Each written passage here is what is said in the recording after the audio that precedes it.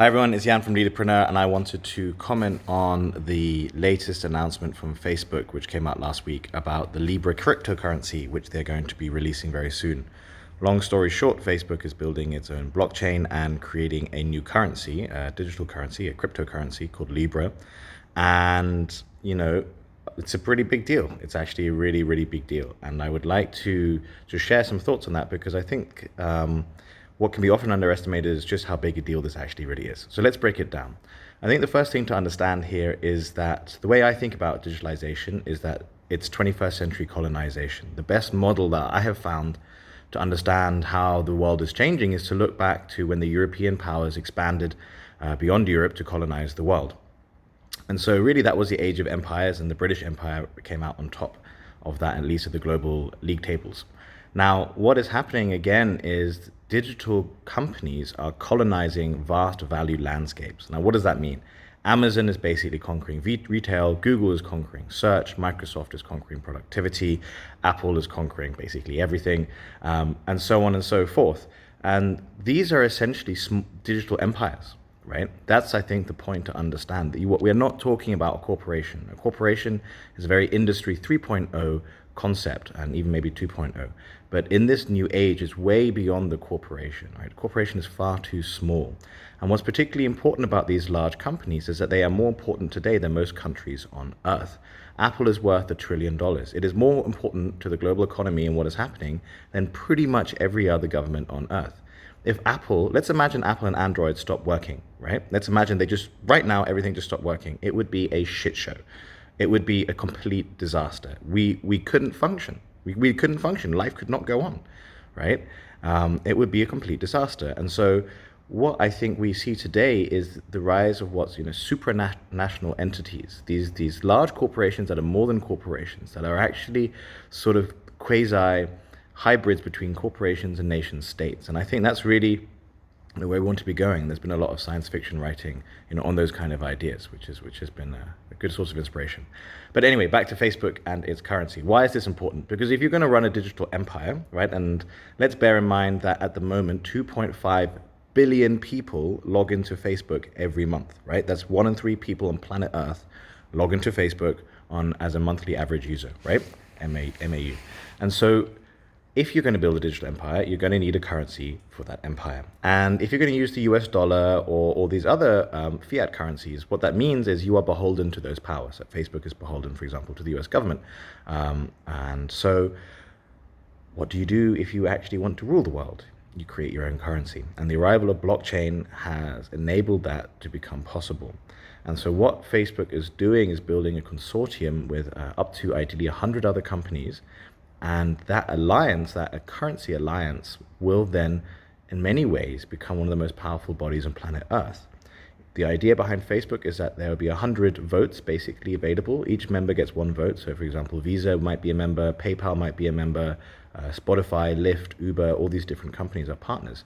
But you could potentially think about that as a corporate UN, essentially, right? You just bring the biggest players onto the same table, unified by one common currency, and the valuation of those companies will be more important than pretty much anything else that most countries, right? That's apart from maybe the top 10, 15 economies in the world, everyone else would be much smaller than the valuation and impact and influence of these kind of companies. So we're thinking about digital colonization, and through Facebook, we're seeing how the creation of its own cryptocurrency creates essentially its own digital empire, a value landscape that Facebook controls, and Facebook and its partners at least. And that's really a really great move from Facebook, because they basically understood that you could have 100% of a small pie where Facebook tries to do it all on its own, or you could have maybe 10% of a massive pie, and that's actually a much bigger slice, right? So I think it's a really smart move for them to invite players into the consortium, and let's see what happens.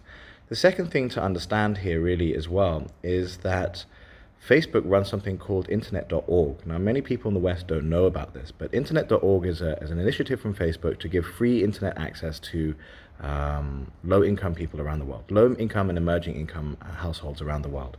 And essentially, it's basically accessing the internet through Facebook. Now, the hidden thing here is that you then believe that the internet is Facebook.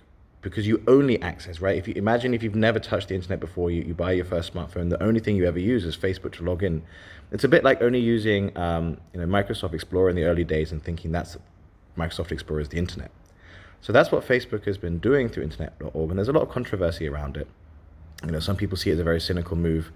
Others see it as a very empowering move because, at the end of the day, they get to go online. So, you're not really empowered if you have a choice that you can't afford. So I definitely subscribe to the idea that democratize digitalization, because as these people become citizens of the digital economy, they will then be able to, discover that there's more than internet.org. That will happen inevitably. And they will also then be able to make choices. And it will also encourage and incentivize Facebook to be a good steward of its platform and ecosystem by being transparent. So a great example of this is recently Google, when I was in the Google Play Store on my phone, it sort of auto-suggested, would I like to download different browsers or different search engines that were not Google? And I thought that was actually a really smart act, because Google was now positioning itself as much more than just a sort of a monopolist, essentially, but actually presenting it as a governor of the Android ecosystem. And Google understands that, of course, it wants to have a strong Google search brand, but not but it won't achieve that by just sabotaging other players. It wants to invite other search engines onto the Android platform and then try to compete with them in a fairer way and create diversity in the ecosystem. That's a very important point. So the final thing here about the Facebook and Libra thing is, we have to look at the numbers, and in a very, very crude brushstroke, you could think about it like this. Up till now, about 1 billion people have access to the internet, and most of those, at least until relatively recently with the rise of Asia, but let's say for most of the internet's history, it's been driven by the West, right? America, North America, and Europe. And if you add up the population of Europe and North America, you don't even get 1 billion people. Right? So let's say generously the whole internet has been fueled by somewhat the interactions of 1 billion people. But right now, 2, 3, 4 billion people, maybe even more, are coming online. They're the next big wave, and they're just many, much more of them, basically, right? So it doesn't really matter that much, I think, what the Western economies think, because they just don't have enough people to make that much impact. Because Facebook isn't looking at the 5-year timeline here, it's looking at a 50-year timeline, right? If you're building a digital empire, you think in decades. And so if you can then colonize the next 3 to 4 billion people to be their social media platform of choice, right? And bear in mind that Facebook owns WhatsApp, Instagram, and of course Facebook, then you really have the foundation of something that's very viable. Perhaps in 50 years' time, Facebook, still has half the world logging in every month.